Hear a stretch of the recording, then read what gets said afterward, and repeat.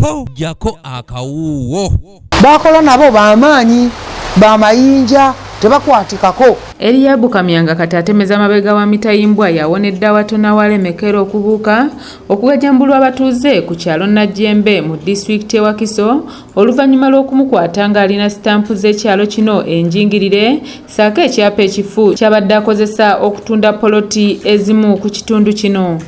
Nga fano twali tugala tumukuba emiggo oba tumumenya oba tumutemako kugulu tulaga akabonero nti ono n'omulala alijja alituukako ekibambulira ng'ekyo naye ab'amateeka ne batugamba nti mumuleke tumutwale nga taliko yadde olubale naffe ne tuguma ne tugamba kale. Bosa Samuel nga mutuuze ku kyalo kino agamba nti Katonda yekka yataasizza Eliabu kubanga abadde baagala bamugajambule oba bamulye bufiififi olw'ensonga nti bo tebalina busobozi bwa kwetoloola naye mu makooti kubanga ensimbi alina nnyingi ate nga n'amagezi gawera. Abasajja bano bagezigezi nnyo basangibwa nga balina sitampu 2 ez'ekyalo kino ekyatulaga nti eryo kkobaana eggwanvu era etteeketeeke kubanga era bo batugamba bo bagezi kakati ffe tetulina nnyo magezi gabenkana engeri gye twasomako akatono nga twakomanga P2 P1 ffe tukozesa nnyo ebintu ebitulinaanya awo ensonga lwaki bwonsanga nyumirwa nnyo oba nkutemeko okugulu oba omukono.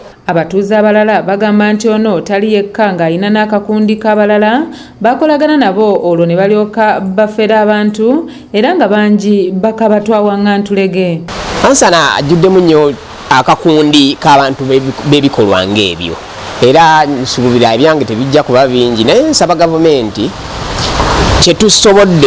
wetusobodde okukoma weba eyongereza yongere tuyamba mu ngeri y'emu kuba ffenna lusi bijja tuyingiza mu buduukulu. Abakulembeze ku kakiiko k'ekyalo kino nga bakulembeddwamu Ntuwa Bulade bagamba nti okukwata kamya kyaddiridde okuzuula poloti ku kyalo kino ng'erina ebyapa 2 kwe kusalawo batandike okunoonyereza nga batandikira ku muntu eyagula estate era okukakkana ng'obwanga babwolekezza Eliabu Kamya. Tubadde mu bbanga lino lyonna tetufunangayo muntu mufere naddala ow'ebyapa kazibeere endagaano era twakyewuunyizza mu nnaku ntono eziyise nga waliwo poloti ku kyalo kyaffe kino egambibwa nti eriko ebyapa 2 bwe tutyo twavuddeyo ne tubayita abantu abo 2 bonna ne baleeta ebyapa nga bifaanagana koffe katunoonye omuntu eyagula estate eyo yonna eyatunda ebyapa ebyo. Omwogezi wa poliisi mu Kampala n'emiriraano Luku Oyesjire akakasizza okukwatibwa kwa Eliabu Kamya n'agamba nti wakyaliwo n'abalala 2 abali mu kuyigibwa ku musango gwe gumu bw'atyo n'asaba abantu okubeera abeegendereza olw'ensonga nti abafere kati bayitiridde obungi. Essaawa zino omuntu ono akyali mukwate nga alipoota yatwaliddwa dda mu ofiisi ya state attorney okubeera nti awabula poliisi kitekyeyinza okuzaako era nga tulina n'abalala be tuli mu kunoonya abagambibwa okuba nti bakwatagana naye bali 2 era ng'essaawa zonna byonna n'abakwatiddwa tujja kuba tubategeeza naye ng'enteekateeka zonna bezira okuba nti bakwatibwa twongera n'okulabula abantu ba bulijjo okubeera begendereza lwabulika. Steven Tumusiime yakusakidde eggulire lino okulwa ABS Television.